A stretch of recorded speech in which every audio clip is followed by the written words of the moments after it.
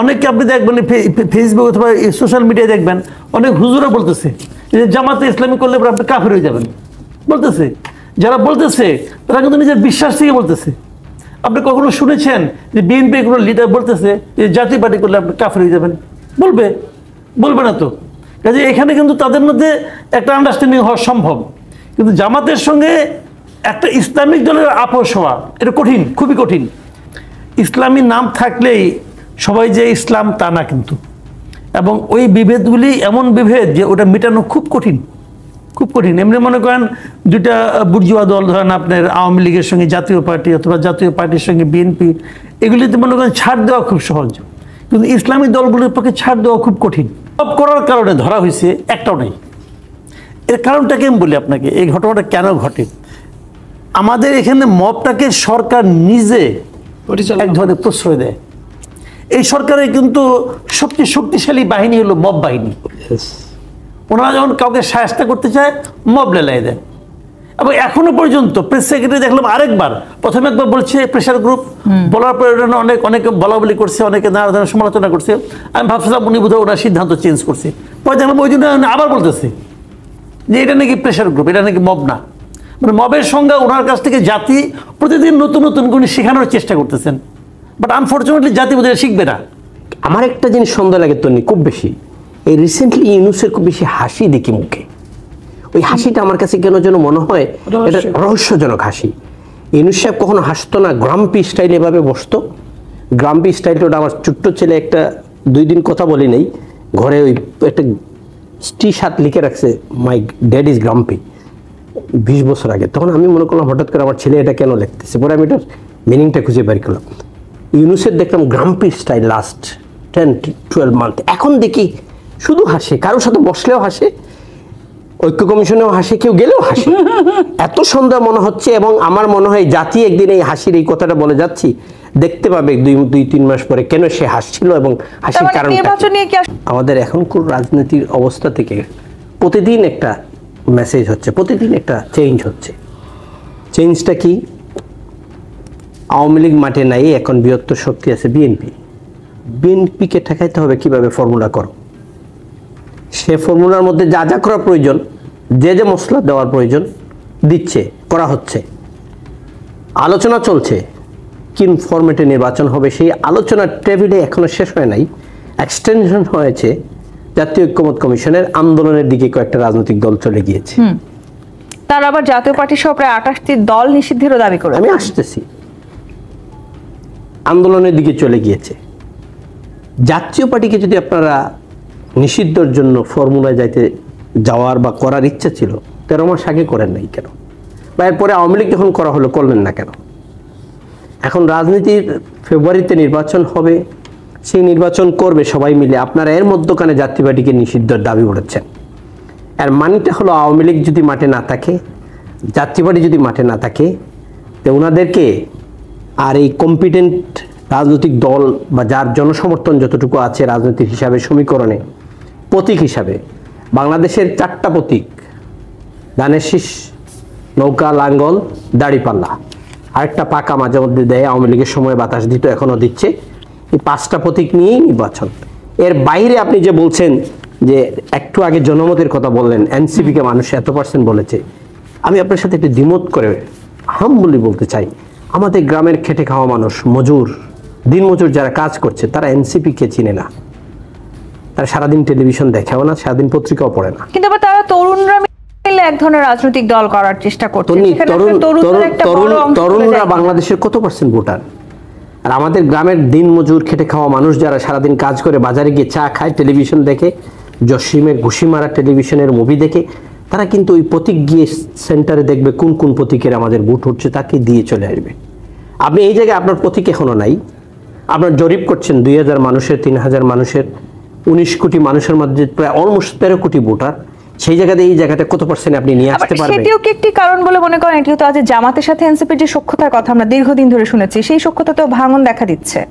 জামাত, NCP, AB party তো মানুষ বলে সবাই সখ্যতা, তারা বলে এ বি সি, তিনটাই একটা পার্টি, নাম শুধু আলাদা করে রাখা হচ্ছে, পাবলিক পারসেপশন পাবলিক বলে। তো তাদের এখন মনোমালিন্য হচ্ছে, আমার মনে হয় এই মনোমালিন্য আবার শেষ হয়ে যাবে। কোন মনোমালিন্য, সিট ভাগাভাগি মনোমালিন্য, বা হয়তো বা কোনো ফর্মুলায় মিলছে না। রাজনীতিতে চাওয়া পাওয়াটা এত বেশি আমাদের দেশে, এটা নিয়েই কিন্তু মনোমালিন্য। দেখেন জামাত কিন্তু আপার হাউসে বলেছে পিআরের প্রয়োজন, নিম্ন হাউসে পিআরের কথা বলেই নাই। এখন কিন্তু আপার হাউস নিম্ন হাউস দুটোটাতে পিআরের প্রয়োজন। কেন? এই চলা অবস্থায় আবার নতুন বলছে এই সংবিধানের অধীনে এই সরকার অবৈধতা হইতে পারে। 106 মাসুদ ভাই বলবে, আমার চেয়ে এক্সপার্ট মানুষ। 110 নিয়ে তার কথা বলতেছে যে এটা দিয়ে সরকার কতদিন থাকতে পারে, সংবিধানের আলোকে হয় কিনা। তারা আবার বলছে সংবিধানে একটা করতে পারবে তারা চাইলে, এটা রেফারেন্স ছাড়া। বিএনপি বলছে এটা সুপ্রিম কোর্টের রেফারেন্সের প্রয়োজন। তারা বলতেছে অ্যামেন্ডমেন্টটা নেক্সট গভর্নমেন্ট এসে চেঞ্জ করে পারে, কিন্তু সংবিধান যদি পরিবর্তন করা হয় তাহলে এটা করা যাবে না। ও মা, কোথায় কি শুনলাম এতদিন, এখন কি শুনছি?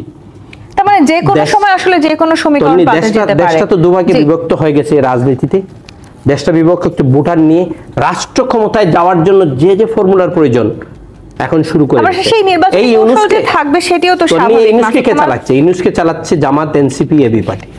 এই তিনটা পার্টি যা বলছে। আবার তারা অভিযোগ করছেন যে বিএনপি এই মুহূর্তে আসলে পুরো আমি যা দেখছি একজন ক্ষুদ্র রাজনৈতিক কর্মী হিসেবে তারা চালাচ্ছে, তাদের কথাই পুলিশ চলছে। এই অবস্থায় যদি থাকে এই ইলেকশনটা ফেয়ার হবে কিনা, এদেশের মানুষের সন্দেহ, আমাদেরও সন্দেহ। ইসলামী দলগুলো বলার চেষ্টা করছে তারা আসলে সব দলের ভোট এক বাক্সে নিয়ে আসতে চায়। আপনি জানেন কিনা তালেবানের আমন্ত্রণে আফগানিস্তান সফরে গেছেন মামুনুল হক সহ 7 জন আলেম। ভবিষ্যৎটা আসলে কি হতে যাচ্ছে? তালেবানদের আহ্বানে যারা গেছেন, এটা তো বোঝাই যাচ্ছে যে ওনারা তালেবানপন্থী লোক অথবা ওই লাইনের লোক হতে পারে। তো ওনাদের সঙ্গে জামাতে মিলবে এটা আমি মনে করি না।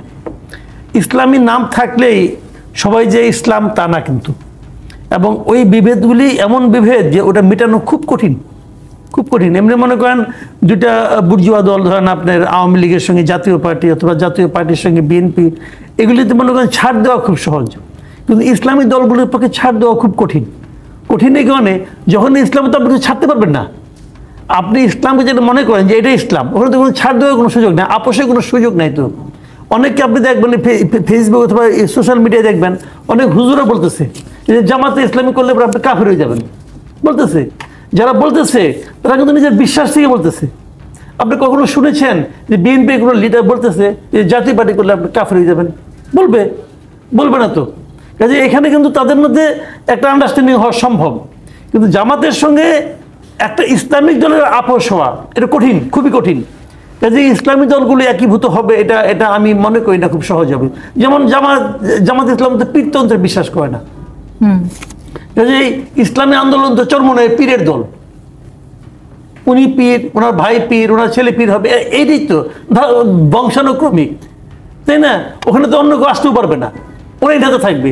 তো এটা কি জামাত মানে? আসলে মানে না তো। এখন যদি বলেন যে না আমি ইলেকশনের স্বার্থে আমি নীতির বিসর্জন দেব, আপনি নীতির বিসর্জন দেবো, আপোষ, এই দুটার কোনোটাই তো ইসলামের পক্ষে সম্ভব না যদি আপনি ইসলাম মানেন। এটা কঠিন কিন্তু। কাজে ওটাতে খুব বড় একটা জোট হয়ে যাবে, এটা আমার কাছে। কিন্তু তারা আবার এনসিপি এবং এবি পার্টিকে তাদের নিজেদের জোটে ভেড়ানোর চেষ্টা করেছে, এবং সেটি আমরা দীর্ঘদিন ধরে শুনেও এসেছি। হঠাৎ করে যখন তারা যুগপৎ আন্দোলন শুরু করলো, আমরা দেখলাম এনসিপি বা এবি পার্টি কেউই তাদের এই যুগপৎ আন্দোলনে যোগ দেয়নি। এই কারণে যে দাবিগুলো, তাদের 5 দফা দাবি, এই দাবিতে মানে খুবই গুরুত্বপূর্ণ একটা দাবিতে এনসিপির সঙ্গে জামাতে একটা পার্থক্য আছে।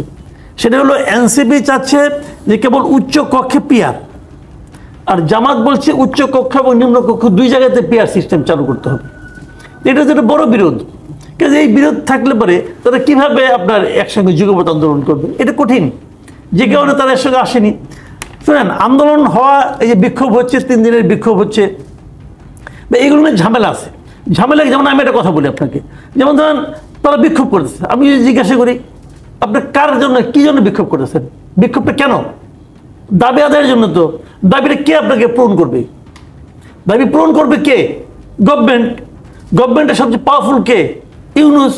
তা আপনি তো ইউনুসের সঙ্গে লন্ডন, আমেরিকা যাচ্ছেন ভাই, 24 ঘন্টা একটা প্লেনের মধ্যে থাকবেন তাহের সাহেব, তো ওখানে আলাপ সালাপ করলে তো হয়ে যায়। আমার বিজনেস ক্লাসে ঠিক আছে, তো আপনি ওখানে আলাপ করেন, পাশাপাশি বসবেন, চা বিস্কুট খাবেন, ওই সময় আলাপ শেষ খেয়ে ফেলে তো হয়ে যায়। তো আপনি আমাদের মতো পাবলিকরে কেন আপনি কষ্ট দিবেন বিক্ষোভ করে? এটা কেন রে ভাই? আমি এটা কোনো আগামাথা পাই না। তারা আসলে তাদের রাজনৈতিক শক্তিটা প্রদর্শন করার চেষ্টা করছেন কোনো না কোনো ভাবে, যে তারা আবার বলছেন যে ডাকসু জাকসুতে তারা কিন্তু তাহলে বলেন আপনি যে আমি শক্তি প্রদর্শন করতেছি, তাহলে আপনি ওইটা বিক্ষোভ করেন কেন? 5 দফা দাবি কথা বলেন কেন? আমাদের সঙ্গে নাটক করেন ভাই, নাটক করার ব্যাপার নাই, পাবলিক তো সব বুঝে। এই যে আমি প্রশ্নটা আপনাকে করলাম, আপনি যে কোনো পাবলিকে জিজ্ঞেস করে সেও বলবে ভাই সরকার তো তোমরা আছো, তো তোমরা কার কাছে বিক্ষোভ করতেছো, তোমরা কারে বলতেছো? তোমরা বলবো হ্যাঁ আমি বিএনপি কি বলতেছি, ওকে বিএনপির মহাসচিব তো আপনার সঙ্গে থাকবে সময়, বলে বলে তার সাথে আলাপ করেন, মিটমাট করেন। কিন্তু আবার গোলাম পরোয়ার এটাও বলেছেন যে সরকারের চাপে পড়ে শুভঙ্করের ফাঁকির দিকে যাচ্ছে, সব আলোচনা সফলতার কোনো সম্ভাবনাও তারা দেখতে পাচ্ছেন। কে দেখতে পাচ্ছে না? জামায়াত ইসলামী। এটা তো খুব স্বাভাবিক, আমিও দেখতে পাচ্ছি না। ওটা কি হবো? ওটা তো হবো না, আমি এটা শুরু থেকে বলতেছি। আপনাকে আপনার সঙ্গে অনেক টকশো করছি ভাই, এই সংস্কার আমি শুরু থেকে বলছি এটা কিছু হবে না, মিলাই নেন। তার মানে এই জটিলতা আসলে আরো বাড়তে যাচ্ছে কিনা? নীলোফার চৌধুরী মনি, বারবার আসলে রাজনৈতিক সমীকরণ, ভোটের সমীকরণ নিয়ে আমরা আলোচনা করছি, কিন্তু যত দিন এগিয়ে আসছে নির্বাচনের আমরা দেখছি সেই সমীকরণটা পাল্টে যাচ্ছে। অনেকে আবার এটিও বলার চেষ্টা করছেন আসন ভাগাভাগি নিয়ে এক ধরনের দর কষাকষি চলছে, এবং সেই দর কষাকষি যতটা না আসলে সামনে হচ্ছে ততটা বন্ধ দরজার পেছনে হচ্ছে। বিএনপি আসলে কি বলতে চায়? আপনাদের সাথে কেমন দর কষাকষি হচ্ছে অন্যান্য রাজনৈতিক দলগুলোর? ধন্যবাদ আপনাকে, যারা শুনছেন আমার শুভেচ্ছা অভিনন্দন, আমার সহ আলোচক বৃন্দকে শুভেচ্ছা। দেখেন, দল থাকলে, নির্বাচন আসলে আসন ভাগাভাগি নিয়ে তো হবেই। ছোট দল বড় দলের সাথে থাকতে চাবে, ভোটের নিশ্চয়তা একটা ব্যাপার আছে, সেটা চাবে। এটা নতুন কিছু না, এটা আগেও হয়ে আসছে, এবং যাদেরকে আপনারা টার্গেট করে বলছেন তাদের সাথে হয়ে আসছে, এবং অকপটে বিএনপি দিয়েছে যতগুলো দেওয়া দরকার। এইবার ঘটনাটা একটু ভিন্নভাবে এটা দেখা দিয়েছে এই কারণে যে তারা যত রকম সমস্যা, এই যে আপনারা সংস্কারের কথা বললেন, সংস্কার শেষ পর্যন্ত সফলতার মুখ দেখবে কিনা, এগুলোর যত রকমের সমস্যা, সংস্কারের কিন্তু ম্যাক্সিমাম সংস্কারে বিএনপি কিন্তু ইতিবাচক ভূমিকা ছিল। যে কয়েকটা ছিল না, এটা হওয়ার মতো না, এটা যে কোনো সচেতন নাগরিক বলবে, কিন্তু তারা কিন্তু এক ধরনের জবরদস্তিতা দিয়ে এটা হঠাৎ করে সামনে নিয়ে এসে হঠাৎ করে এটা নিয়ে ছোট বাচ্চাদের মতো একদম প্যাংসা করা শুরু করছে যে এটা আমার চাই চাই। শেষে ওই যে কাজলের যে জোকস ছিল না, বলে যে কলা সুলাইলে কেন বুঝায় দাও, এরা শেষ পর্যন্ত এটা না করে। তারা কিন্তু আপনার সংস্কারের জন্য চাচ্ছে, তারা 300 আসনে মনোনয়নও দিয়েছে, তারা আবার জোটের সঙ্গে বিভিন্ন দলের সঙ্গে তারা জোট করার জন্য চেষ্টা করছে। তারা যে কি চায় তারা সেটাই জানে না। যে কথাটা মাসুদ সাহেব বললেন যে চরমনায়ের পীর আর জামাতের পীরে বিশ্বাস, সেটা যেমন নাই, আবার হেফাজতের সাথে তাদের কিন্তু আকাশ পাতাল তফাৎ, এটাও সত্যি। কিন্তু ইসলামিক জোট হিসেবে তারা আবার নিজেদেরকে ঐক্যবদ্ধ হওয়ার চেষ্টা করছে। ইসলামিক জোটের মধ্যে যে রাজনৈতিক দলগুলো আছে, ইসলামিক রাজনীতি, তাদের মধ্যে অনেকে কিন্তু এর আগে বিএনপির সাথেও ছিল। তারা কি তাহলে আসলে এখন বিএনপি থেকে দূরে আমরা এটাই আমাদের কাছে শুভঙ্করের ফাঁকি লাগছে, এই কারণে যে আপনার যার সাথে আদর্শগত মিনিমাম কোনো মিল নাই, এখানে সবগুলো ইসলাম ধর্মভিত্তিক দল, কিন্তু এক একজন, কেউ মৌদুদিপন্থী, কেউ আপনার সুন্নি, কেউ শিয়া, কেউ এরকম বিভিন্ন ইসে থেকে তাদের একজন আরেকজনকে ধর্মারো কাটো এরকম অবস্থা। যেমন ধরেন কতগুলো আপনার ভাঙা হয়েছে আপনার মাজার, সেই মাজার যারা পীরের যারা কাজ করছে, পীরের যারা রাজনীতি করছে, তারা কিন্তু একসঙ্গে মিলে যাচ্ছে। এখন এটা কিন্তু ভয়ঙ্কর একটা জিনিস, এটা কোনো রাষ্ট্রের জন্য ভালো কোনো জিনিস না। আরেকটা জায়গাকেও খুব ভয়ঙ্কর ভাবে বলার চেষ্টা করছেন, সেটা হচ্ছে জাতীয় পার্টি বিএনপির হয়ে আসলে কোনো না কোনো ভাবে নির্বাচনে যদি ফিরে আসে, সেক্ষেত্রে আবার আওয়ামী লীগেরও ফিরে আসার এক ধরনের সম্ভাবনা আছে কিনা? জাতীয় পার্টি বিএনপির হয়ে কাজ করবে, জাতীয় পার্টি বিএনপি এটা মনেও করে না, বিএনপি এটা চিন্তাও করে না, বিএনপি এটা চায়ও নাই। কিন্তু যখন সবগুলো দলের কথা যখন 1 বছর পরে, 1.25 বছর পরে কথা বলছে, তখন তো বিএনপি স্বাভাবিকভাবে বলছে তাহলে আমরা নির্বাচনটা কার সাথে করব। ধরেন যে 28টা দলের কথা প্রশ্ন আসছে, যে একসাথে তারা ছিল, 28টা দলকে যদি এইখানে ব্যানিশ করে দেওয়া হয়, যে ইলেকশনের জন্য তাদেরকে স্থগিত করা হয় বা তাদের নিষিদ্ধ করা হয়, তাইলে আপনার থাকবে কারা? এই আমরা আর মামুরা। তো মামুরা যদি বলে যে আমরা নির্বাচন করব না, তাহলে বিএনপি কি আবারও সেই অশনি সংকেতের দেশের মধ্যে পড়ে যাবে না? আপনার নির্বাচন তাদের কথা মতো উঠতে হবে, বসতে হবে, এরকম করে তো একটা দেশের পলিটিক্স চলতে পারে না, একটা দেশের গণতন্ত্র চলতে পারে না।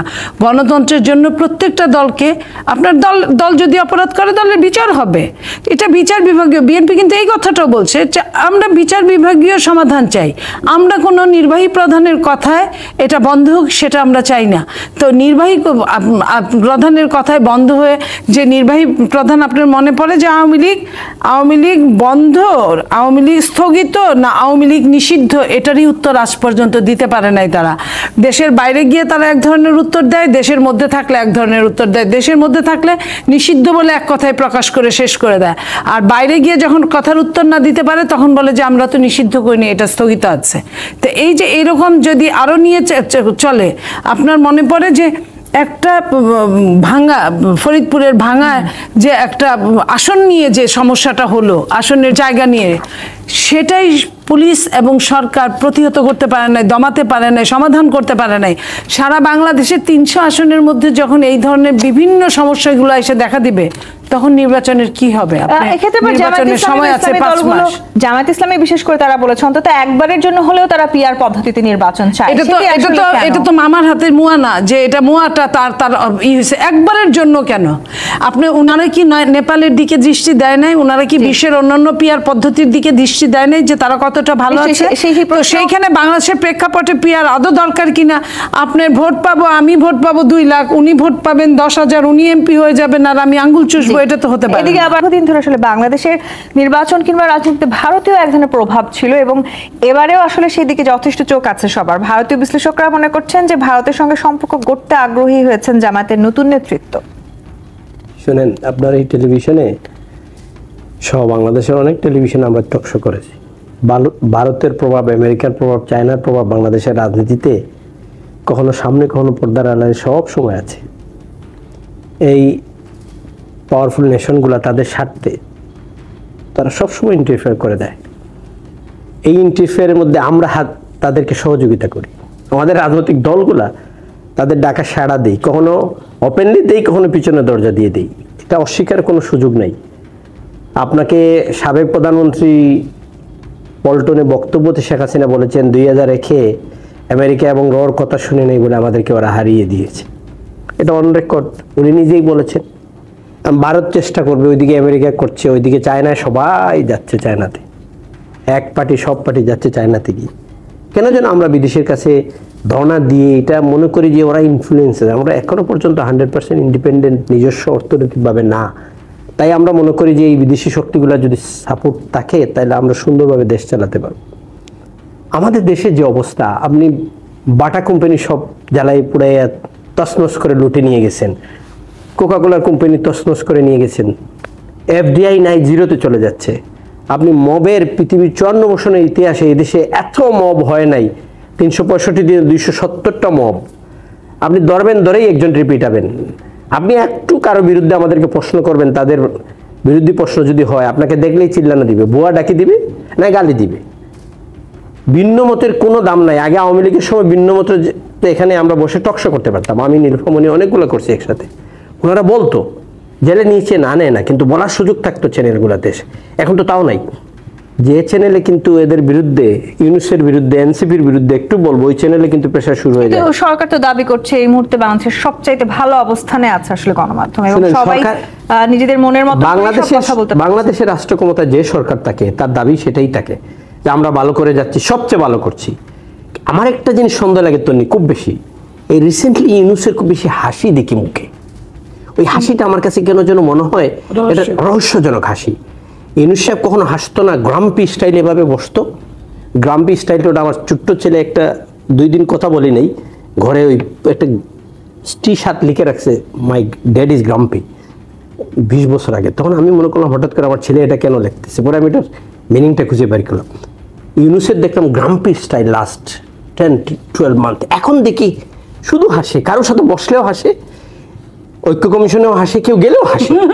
এত সুন্দর মনে হচ্ছে। এবং আমার মনে হয় জাতি একদিন এই হাসির এই কথাটা বলে যাচ্ছি, দেখতে পাবে 2-3 মাস পরে কেন সে হাসছিল এবং হাসির কারণ। নির্বাচন নিয়ে কি আসলে অনেক রকমের শঙ্কাও সামনে আছে? মাসুদ কামাল গতকাল আমি একটু শেষ করি তো, 30 সেকেন্ডে দিয়ে দিচ্ছি মাসুদ ভাইকে। মাসুদ ভাইয়ের কাছে শুনতে চাই আমরা।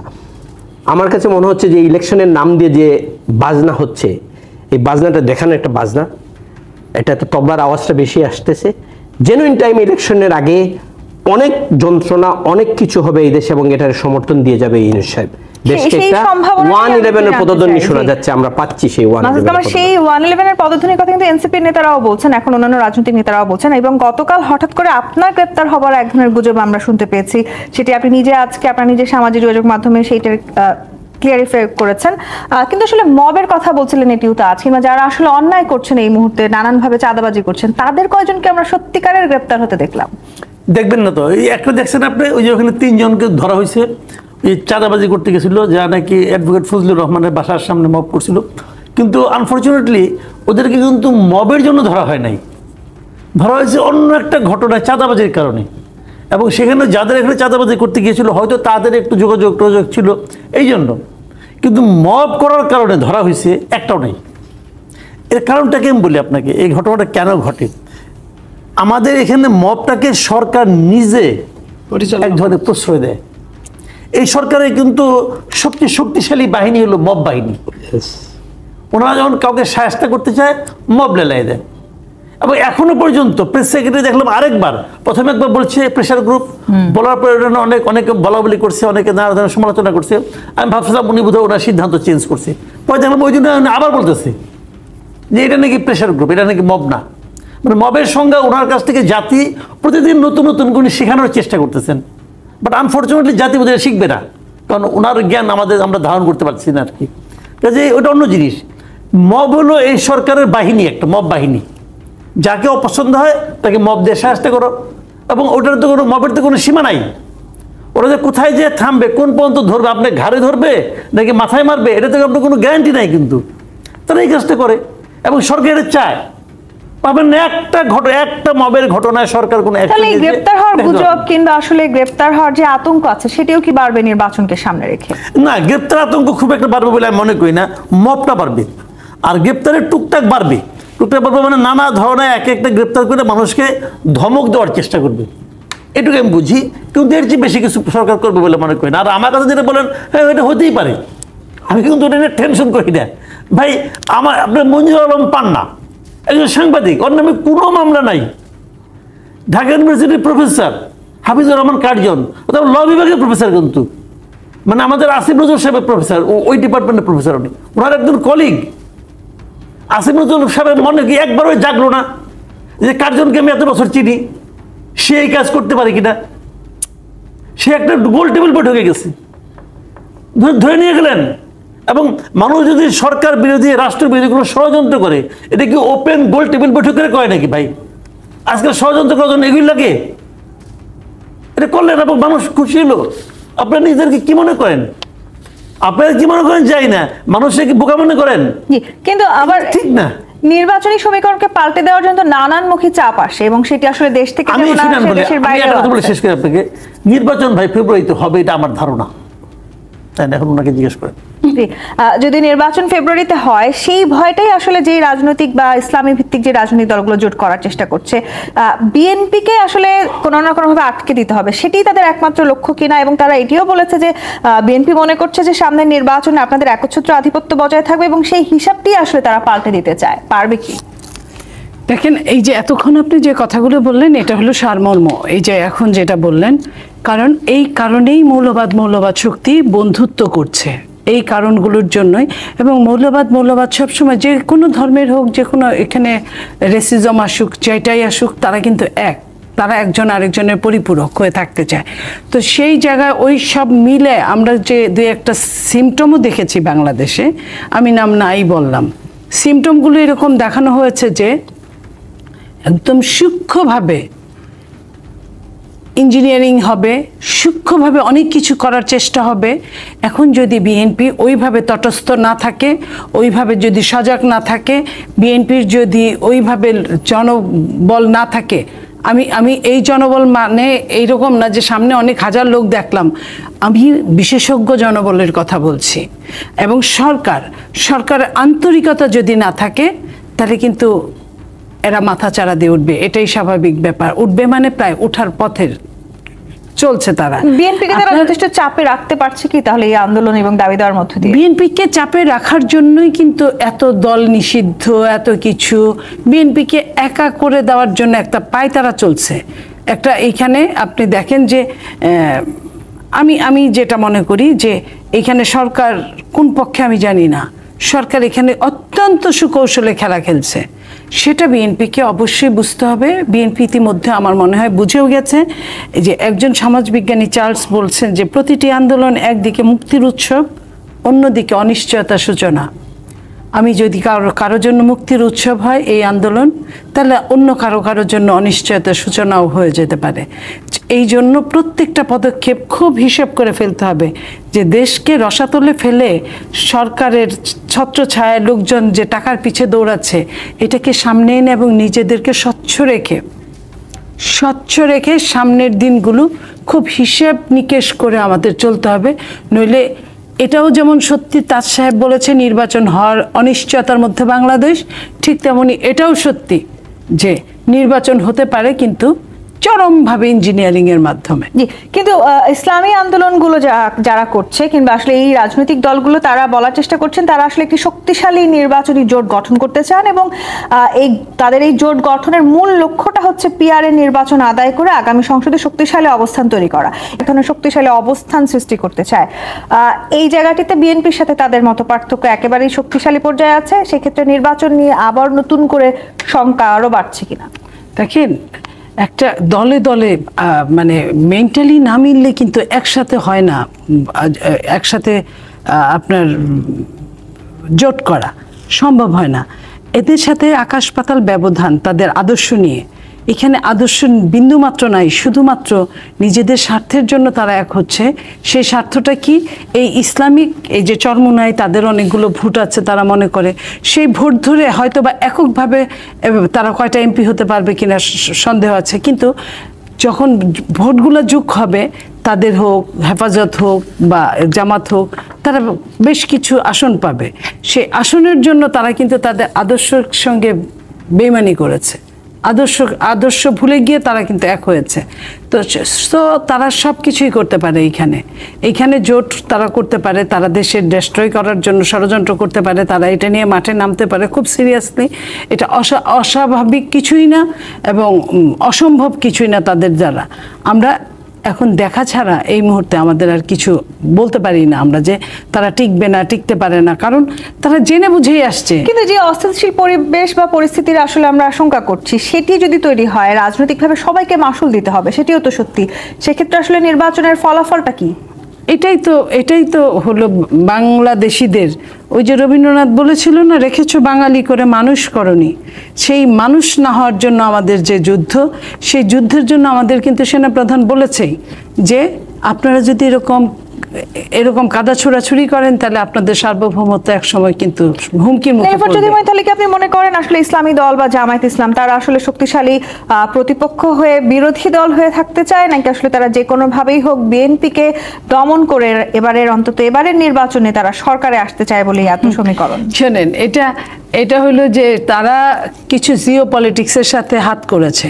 আর আগের পতিত সরকার যেমন জিও পলিটিক্সের সাথে মিলে 15.5 বছর এদেশে নষ্ট করেছে, ঠিক তারাও এরকমই ওই কিছু হাত করেছে। তারা যেভাবে তাদেরকে বুঝাচ্ছে, ওই যে মাইনাস, যেটা আবার বলছি, তাজ সাহেব বললেন, ওই মাইনাস ফর্মুলার মধ্যে তারা গিয়ে তারা মনে করছে, তারা স্বপ্ন দেখছে, তারা এরকমই কিছু আশা করছে যে এই দেশটা আমরা চালাবো, এই দেশটা আমাদের হবে, এই দেশটা আমাদের ইসলামিক হুকুমে চলবে, এই দেশটা আমরা যা ইচ্ছা তাই করবো। এই দেশে চাইলেই একটা সময় যেমন চেতনা নিয়ে রাজনীতি হতো, অপরাজনীতি হতো, এখন কিন্তু ঠিক মৌলবাদের অপরাজনীতি, রাজনীতি সম্ভাবনা আসলে বাংলাদেশে কতখানি আছে এটিও তো আজ এই যে মাইনাসের কথা আপনি বলছেন, সেই মাইনাস ফর্মুলা বা 111 এর আশঙ্কা কিন্তু অন্যান্য রাজনৈতিক দলগুলো করছে এবং মাইনাস ফর্মুলার সেই দাবিতে জাতীয় পার্টি নামটি বারবার আসলে এই ইসলামিক দলগুলো আনার চেষ্টা করছে। আবার আমরা দেখতে পাচ্ছি যে ইতিমধ্যে নানানভাবে অন্যান্য রাজনৈতিক দল থেকে জামাতেও যোগ দিচ্ছেন। যদি একটু আমি যুক্ত করে, এবি পার্টিতে যোগদানের 5 বছর পর 40 জন নেতাকর্মী আবার নতুন করে জামায়াতে ফিরেছেন। এবি পার্টিতে যোগদানের পর দেখেন, বাংলাদেশের বৃহত্তর রাজনৈতিক দলের মধ্যে একটা আওয়ামী লীগ, তাকে আপনি অস্থায়ী নিষেধাজ্ঞা দিয়েছেন, ইলেকশন করতে পারবেন না। এখন আপনি জাতীয় পার্টিকে নিষিদ্ধ করতে চাচ্ছেন, আন্দোলন করছেন 13 মাস পরে। জাতীয় পার্টি কি রাষ্ট্র ক্ষমতায় ছিল? জাতীয় পার্টির অর্ডারে কি আইজি গুলি করছে? জাতীয় পার্টির কথায় কি আপনার বিজেপি গুলি করছে? না, আমরা স্ট্রাইকিং ফোর্সে ছিলাম না। আমাদের নির্বাচন যাওয়া নিয়ে আপনি কথা বলতে পারেন। 3টা নির্বাচন হয়েছে, 14, 18 এবং 24। 14তে আমরা গিয়েছি, এরশাদ সাহেব যায় নাই, কিভাবে নেওয়া হয়েছে জানা হয়েছে। তারপরে 14 ইলেকশনের পরে বিএনপি সমস্ত স্থানীয় নির্বাচনে গিয়েছে, যাওয়া তাদের এটা অধিকার। একটা নির্বাচনে একটা রাজনৈতিক দল যাওয়া কিন্তু ফৌজদারি আইনে দণ্ডনীয় অপরাধ নয়। কেউ যাইতেও পারে, নাও যেতে পারে। 18 তো সবাই গিয়েছে, 24-এ আমরা গিয়েছি, আমাদেরকে নেওয়া হয়েছে, হ্যাঁ গিয়েছি। সেটার জন্য নৈতিকভাবে আমাদের দোষ থাকতে পারে। তাই হলো 24-এর ইলেকশনে জাতীয় পার্টি 28টি রাজনৈতিক দল নির্বাচনে গিয়েছে, তাদেরকে বাদ দিয়ে আপনি নির্বাচন করবেন। আওয়ামী লীগ অলরেডি নাই, এর মানেটাই হইলো আমাদেরকে বিএনপির সাথে এখন খেলতে হবে। বিএনপি আমাদের সাথে আসো, আমরা ভার্সাস বিএনপি। 50% রাজনৈতিক ভোটাররা নির্বাচন থেকে সরে গেল। আমরা আগে কথা বলছিলাম যে আওয়ামী লীগের সরকারের 14, 28, 24-এ ভোটে যাচ্ছে না, ভোটের পার্সেন্টেজ কমে যাচ্ছে। ইভেন এও বলেছি আমরা টকশোতে এসে যে আগামীতে ভোটারদেরকে সেন্টারে নিতে হলে আপনাকে রিওয়ার্ড দিতে হবে, পুরস্কার ঘোষণা করতে হবে, ভোটে আসো, এই জিনিসটা পাবা। তাহলে আপনারা কি এই সরকার ইউনূস সাহেব সেই চেষ্টা করছে আগামী দিনে ভোটে শুধু জামাত এবং ইসলামপন্থী থাকবে আর বিএনপিকে নিবে, বিএনপি যদি কথা না মানে তাহলে বিএনপি নির্বাচন থেকে সরে আসবে। তাহলে সেই নির্বাচন আসলে হবে কিভাবে? প্রতিদ্বন্দ্বিতাটাই বা হবে কোথায়? সেটাই আমি প্রতিদ্বন্দ্বী 111-এর প্রতিদ্বন্দ্বী পাচ্ছি। আপনি আলোচনার টেবিল থেকে থাকা অবস্থায় আছেন, এখানে টকশো করে কথা বলছেন, আবার সরে গিয়ে বাইরে আন্দোলন করছেন ডিবিসির বিরুদ্ধে, এই ডিবিসির সামনে মানি না। তাহলে দুইটা এখন টকশো করে গেলাম। আপনি আলোচনা করছেন জাতীয় ঐক্যমত্য কমিশনে, আবার আপনি আন্দোলন করছেন জাতীয় পার্টিকে বাইরে নিষিদ্ধ করার জন্য। আপনার তো ফর্মুলা একটাই। আর পিআরের কথা বলছেন, নেপালের মতো দেশে 17 বছরে 13টা গভর্নমেন্ট কিন্তু চলে গিয়েছে। 13টা গভর্নমেন্টের 5 টাইমস যদি 13 হয় তাহলে 65 বছর রাষ্ট্র ক্ষমতায় থাকার কথা। সেই জায়গায় নেপালে মাত্র 17 বছরে 13টা গভর্নমেন্ট গিয়েছে।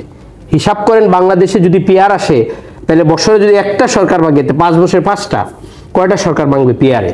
তাহলে জামাত কেন বারবার পিআর চাইছে? তার লাভটা কি? পিআর চাচ্ছে এই জন্য এই ছোট ছোট দলগুলা, সবগুলা রাজনৈতিক দল, 30-40টা রাজনৈতিক দল বলে 1-2% ভোট এদের নাই।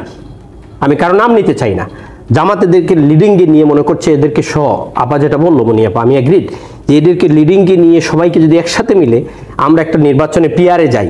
War is PR? তো বাংলাদেশের মানুষকে বোঝানো তো আপনার সময় লাগবে।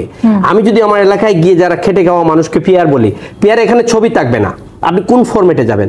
3 ফরম্যাটে পিআর হচ্ছে। একটা হলো আপনার ছবি থাকবে না, প্রতীক থাকবে। এখন জামাত সহ যদি ডানপন্থীগুলা নির্বাচনে পিআরে যায়, প্রতীকটা কার্ডটা দিচ্ছে, এখানে এই দানের দাড়িপাল্লা থাকবে নাকি আপনার পাখা থাকবে, কোনটা? প্রতীকটা ঠিক করতে হবে, নাম্বার 1। নাম্বার 2 আছে আপনি গোপন বুলেটের মধ্যে পেয়ার নিতে পারেন। আরেকটা হলো 300 আসনের মধ্যে 150টাতে পেয়ার দিতে পারেন।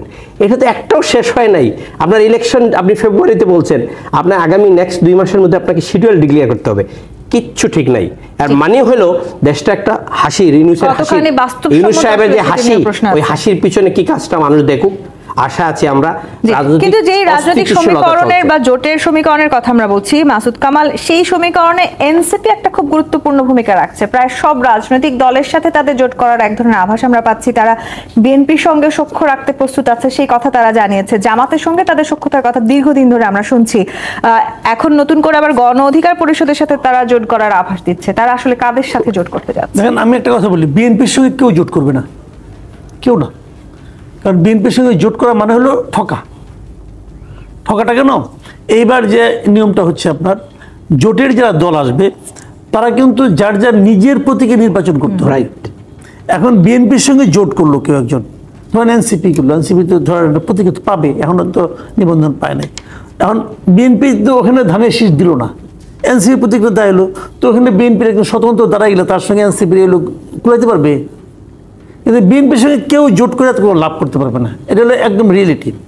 আর এনসিপি এটা হলো কি জানেন, একটা ফাঁপানো বেলুনের মতো, দেখতে অনেক বড় দেখা যায়, তারপর একটা আলপিন দিয়ে দেবেন, ছোট হয়ে যাবে। এই হলো এনসিপি। এবং সে আলপিন একবার খাইছে হলো আপনার ঢাকা ইউনিভার্সিটির ডাকসুতে, আর একবার খাইছে জাকসুতে, এরপরে এই ভয়ে চাকসুতে সে যাবেই না, ইলেকশনই করবে না সে। তো এই হলো এনসিপির বাস্তব অবস্থা। এই জিনিসটা একদিন কেউ বুঝে নাই মানে নাই, তারা গাইড জোরে চালাই গেছে সারা দেশে। জাকসুতে জয়ী হয়েছে দেখে কি জামায়াত আসলে মনে করছে তারা জাতীয় নির্বাচনও ঠিক একইভাবে জয়ী হবে? একইভাবে হবে না, এটা হবে না। জাকসু ডাকসু এবং মাঠ পর্যায়ে এক হবে না, কিন্তু এক একটা দলের জন্য এক এক রকম এটা আছে ব্যাপারটা। কারণ এখানে জামায়াতের জন্য কিছুটা ইতিবাচক হবে, একদম যে হবে না, কিছুই হবে না তা না, কিছুটা ইতিবাচক ফল কিন্তু এখান থেকে আসবে। কিন্তু এলাকায় যে ইলেকশনগুলো হয়, জাতীয় নির্বাচন হয় কি, ওই এলাকায় কোন লোকটা প্রমিনেন্ট, ওই এলাকার স্থানীয় সমস্যাটা কি, যেমন হাতিয়ার যে সমস্যা, ওই সমস্যাটা কিন্তু ময়মনসিংহের না। এটা কিন্তু সমস্যা কিন্তু পার্থক্য হয়ে যায়, কিন্তু ডাকসু জাকসু চাকসু সব কিন্তু একই সমস্যা। স্টুডেন্টদের সমস্যা যেগুলো আছে। কাজে ওই স্থানীয় পর্যায়ে নির্বাচনে তার প্রভাব প্রতিপত্তি একটা কাজ করে। আরেকটা জিনিস বড় কাজ করে, সেটা আমি বলি আপনাকে, সেটা হলো কি এখন মানুষ বুঝে ফেলেছে যে যে দলটা সরকারে যাবে, যদি এমপিটা আমার সেই দলের না হয় তাহলে এলাকার উন্নতি হবে না। মানুষ কিন্তু এটাও বুঝে, তখন মানুষ এটা হিসাব করে যে গভর্নমেন্টে কে যেতে পারে, তো অমুক যাইতে পারে, তাহলে ওই দলকে ভোট দিই, তাহলে আমার এলাকায় উন্নতি হবে। দেখবেন গ্রামে একটা প্রবাদ আছে কিন্তু, যে ভোট তো সে লোক ভালো কিন্তু ভোট দিয়ে নেই, কেন ভোটটা দিলে তো তাই নষ্ট হয়ে যাবো। তো ভোট আবার নষ্ট হয় কেমন করে? ভোট নষ্ট মানুষ এভাবে ভাবে যে সে তো জিতবে না, তাই লোক ভালো কিন্তু তার দিয়ে লাভ কি? কিন্তু গ্রামের মানুষ এইভাবেও চিন্তা করে, কিন্তু জাতীয় নির্বাচনটা ডাকসু নির্বাচনটা এক না। এই জিনিসটা যত আপনি সহজে মানবেন তত আপনি মানে তাহলে কি বুঝবেন। আসলে জোটের সমীকরণটা বেশ কঠিন হতে যাচ্ছে সামনে? অবধারিত ভাবে